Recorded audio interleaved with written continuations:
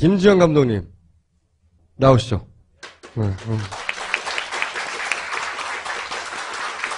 요즘은 거의 식음을 전폐하고 수사관이 됐어요. 수사관. 진짜 수사 기소권이 있으면 이분한테 드려야겠다는 생각이 들 정도로 제정신이 아니에요 요즘. 숫자들과 싸우며. 그런데 또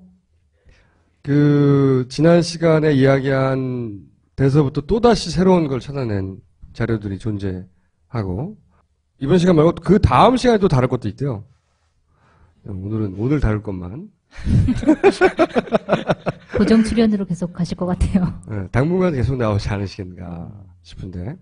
그래서 이제 자료만 가지고 싸우다가 최근에는 이 자료와 관련해서 법정에서 진술한 내용들까지 입수해서 무슨 말을 했는지 따져보기 시작하고 있고, 거의 이제 탐정이 됐어요.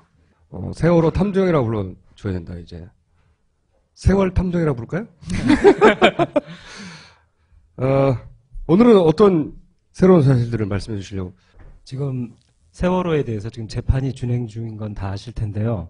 지금 세월호의 침몰 원인에 대해서 지금 재판정에서 그 원인이라든가 이 보고서들이 전문가 자문위원 검경합동수사부의 이 조사 결과 보고서 이런 것들이 나오기 때문에 지금 중요한 국면이거든요. 거기서 여기서 말하는 자문은 검경, 그러니까 세월호 유가족 측이 아니라 예. 검경이 자문한 자문위원단이 나와서 진술하거나 증언하는 내용들을 오늘 소개해드릴 겁니다. 네, 그게 굉장히 중요한 게 사실 법조인들은 해양에 대한 어떤 전문 지식이 없잖아요. 그러니까 결국은 그런 전문가가 작성한 보고서들이 재판 결과에 굉장히 큰 영향을 미칠 거거든요.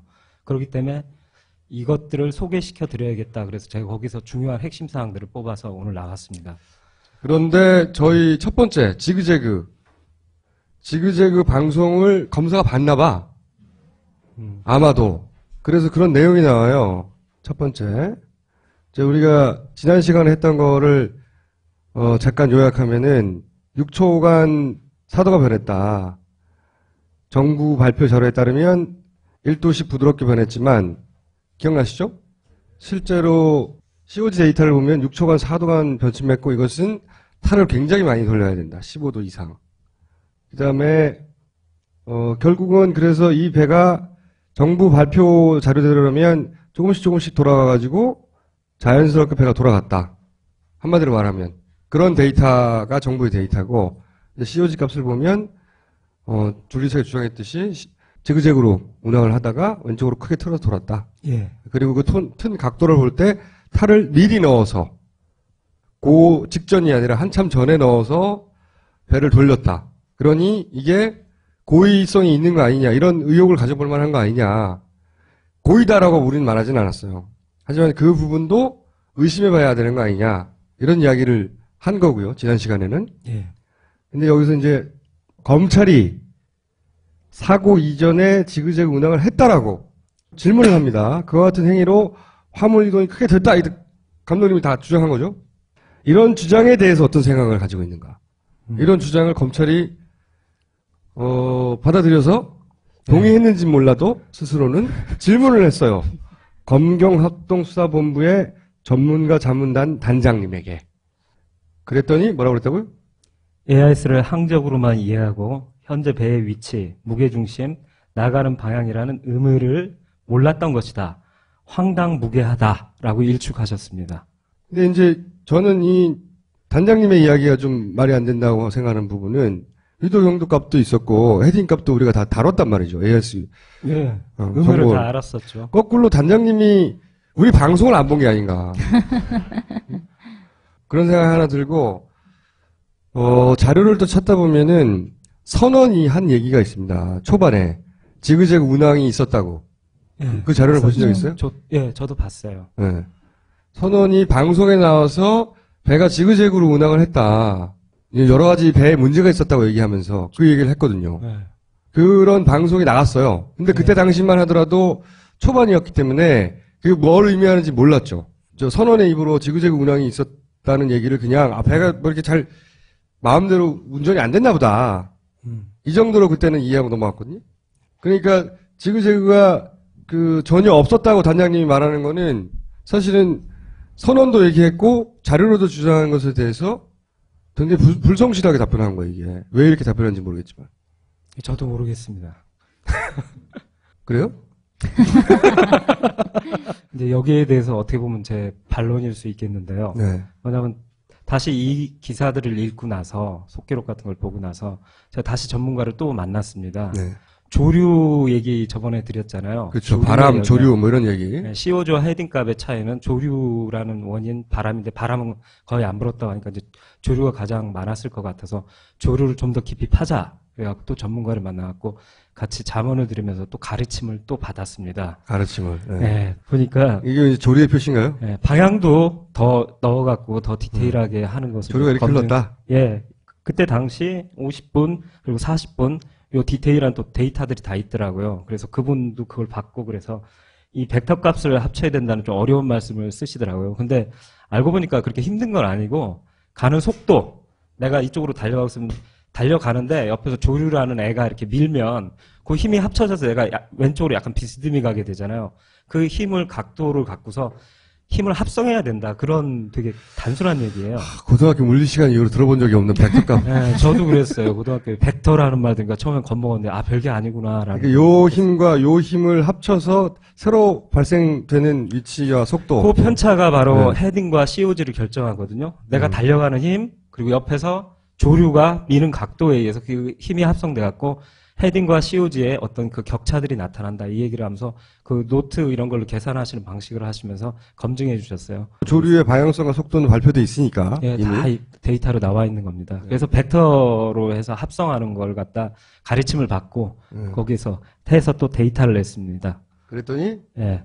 이렇게 보면 지그재그가 우러가는 좌로 갔다 우로 갔다라는 구간에 대해서 보면 이게 이 말씀을 꼭 드리고 싶은데 뭐냐면 최대한 검경합동수사본부 전문가 자문위원단에서 그 유리하도록 말이 좀 이상한데 그분들이 볼 때 이때 조류 데이터 보면 제가 저번 시간에 얘기했지만 그 한 0.4노트 이 정도밖에 안 됐다고 나오잖아요. 평균값이 8시 때. 그렇지만 그 디테일을 보고서 최대한 많은 값을 잡아드렸어요. 예를 들어서 0.5에서 0.8이면 0.8을 잡아서 네, 막 이런 식으로 크게 잡아드린 거예요. 그래갖고 0.8을 놓고 아량입니까?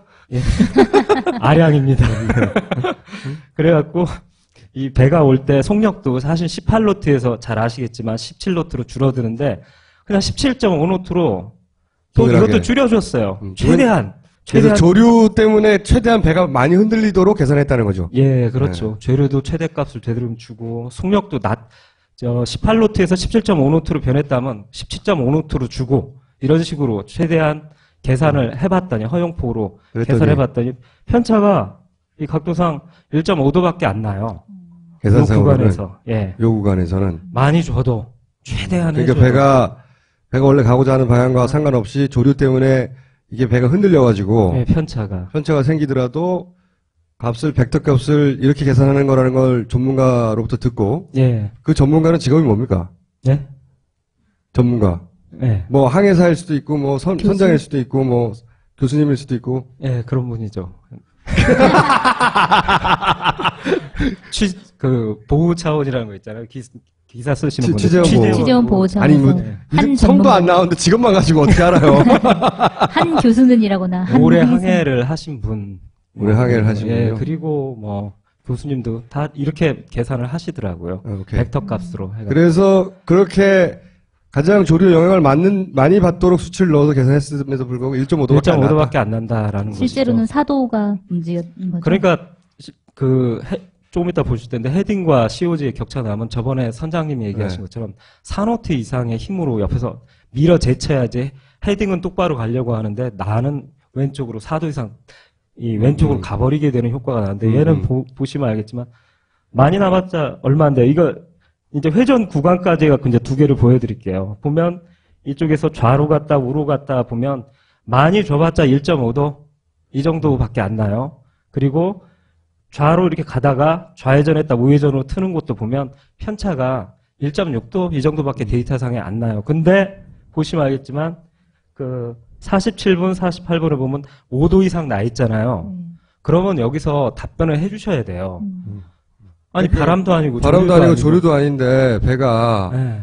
그 각도가 많이 틀어졌다. 네. 그러면 일부러 튼 게 아니면 왜 틀어졌냐 이런 질문인 거죠. 그러니까 헤딩 값이 그 이상하다는 거에서 네. 뒷부분 회전 구간에서 나침판 고장났다고 말씀하셨잖아요. 지난 시간에 예, 그러니까 네. 여기도 고장난 거냐? 지난 시간에 못 보신 분을 위해서 왜 예. 그 정부 발표 취재에 따르면 뱃머리가 병풍도 오른쪽을 바라보고 있었는데 그 수치를 그림으로 표현하면 근데 실제 둘라이에스에서 찍은 그림은 뱃머리가 반대쪽을 바라보고 있었죠. 그래서 이 수치가 틀렸다라고 주장하려고 했더니 나침판이 고장났다고 그 구간에서 이런 얘기가 나왔죠. 그게 지난 시간까지고 그래서 우리가 그러면 그 나침판이 정말 고장이 잘 나는 건지 한번 재조사하게 알아보자는 거 하나와 네. 그리고 그때 조류값에 의해서 편차가 많이 생긴다 했는데 조류값으로는 이것밖에 안 생긴다. 기껏 해봐야. 그러니 1.6도를 벗어나는 5도 예. 이런 차이는 어떻게 설명할 거냐. 배를 돌린 게 아니라면 혹은 헤딩 값을 만졌다고 표현하셨나요? 교수님이 누군가 만지지 않았다면 왜 이런 오차가 생기느냐. 왜 헤딩 값이 CO자하고 이렇게 큰 격차가 비현실적으로 비과학적으로 생겼느냐 여기서 발표를 해주셔야죠. 그거는 이제 정부에서 할 일이죠. 네, 그 그렇죠. 나침판이 고장났을 수도 있다라는 얘기는 그 아까 똑같은 그 단장님이 하신 건가요? 조사단 나침판은 단장님? 예 단장님이 그 회전 구간에서 나침판 고장론을 말씀하셨거든요. 근데 보면 한 3초간 일시적인 걸 얘기했는데 단장님은 그 뒤에 병풍도를 바르면서 둥둥 뜬 거에 대해서 언급을 안 하셨어요. 그렇게 되면 왼쪽으로 심하게 초당 15도 막 비현실적으로 돌고 3초간 그때 잠시 쇼크를 먹고 나서 병풍도를 바라보면서 둥둥 떠다녀갖고 거의 9시 14분, 15분까지 데이터가 다 나침판 고장으로 가버려야 되거든요. 그럼 그분들의 손에 남는 데이터는 한 20초? 헤딩값 요것밖에 안 남아요. 그거 갖고 이제 침몰 원인을 조사해야 되는 이런 이상한 상황이 발생했거든요. 지금 말씀 뭐냐면 그 나침판이 고장났다고 하는 구간은 짧아요. 배가 급하게 돌았을 때. 그 구간이 고장나서 그런 거라고 단장님이 말씀하신 거고. 그 구간이 3초 동안 고장났다고 3초 동안 얘기한 이상현상을 보였다니까 네. 이건 3초 동안. 나침판 고장 말고는 설명할 수가 없다. 왜냐면 마이너스 값이 나왔기 때문에. 마이너스 그리고 1초에 15도 돈다는 건 거의 UFO나 가능한 수치거든요.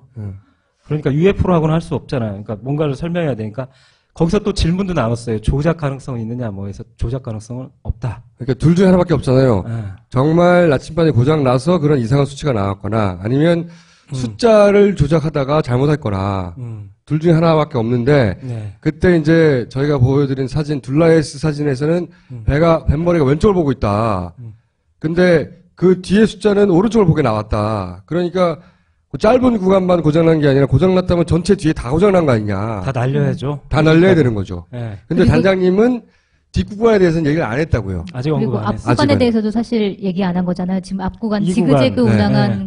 구간도 앞구간도 사실은 지그재그 없다라고 네. 이제 황당무계한 헤딩값. 주장이라고. 네, 이쪽으로 말씀하세요. 네. 여기서 설명해 주셔야 돼요, 이제. 단장님, 그러니까 소위 이제 검경에 조언을 해준 전문가 집단은 검경에 발표했듯이 배가 정상적인 운행을 하다가 타가 심하게 돌아서 네. 가라앉았다. 네. 그러니까 그 이전에도 문제가 없었고 그 이후에도 사실은 뭐 배가 이쪽으로 돌았다니 저쪽으로 돌았다니 그런 얘기가 전혀 없는 거예요, 현재. 그리고 사실 자이로 얘기는 다음에 드릴 테지만 거기서 자이로 얘기도 질문이 나왔어요. 자이로 고장에 대해서 나침판 고장에서 자이로 컴퍼스가 잘 고장이 나느냐 이 질문에 대해서 그분 답변을 보면 거의 고장이 안 난다. 이렇게 답변하셨어요. 고장 났다고 말한 분의 답변도 원래는 거의 고장이 거의 안 난다. 고장이 안 난다. 이렇게 또 답변하셨어요. 그러나 조작 가능성을 아니다라고 생각하면 거의 고장이 안 나더라도 나침판 고장이라고 답변을 하신 것이죠. 뭐 기계라는 게 퍼펙트 할 수는 없으니까 고장 날 수는 있겠죠. 근데 하필이면 그 순간에 좀 고장이 났다는 거지. 하필이면 그렇게 고장 났을 수도 있는 거고요. 하나의 가능성. 두 번째는 누가 만졌을 수도 있는 거죠. 누가 만졌다는 얘기를 절대로 할 수 없는 단장님이잖아요. 그렇게 생각 안 하실 것 같아요. 본인이 거짓말을 한 게 아니라 저거는 누가 만졌을 리가 있나 정부가 발표한 거니까. 네. 그러니까 뭐 이 기계 고장 났겠지 이런 추론이겠죠. 아무리 확률이 낮아도 네. 기계밖에는 설명할 게 없어. 이렇게 보셨겠죠. 그러니까 조작 가능성이라든가 누군가 만진 것을 제외하면 네. 아무리 천문학적으로 뭐 휘박하더라도 근데 이 조사단은 그런 걸 제외하면 안 되는 거거든요. 사실은. 그래서 저는 그 단장님이 이제 평생의 전문 지식으로 얘기하셨겠지.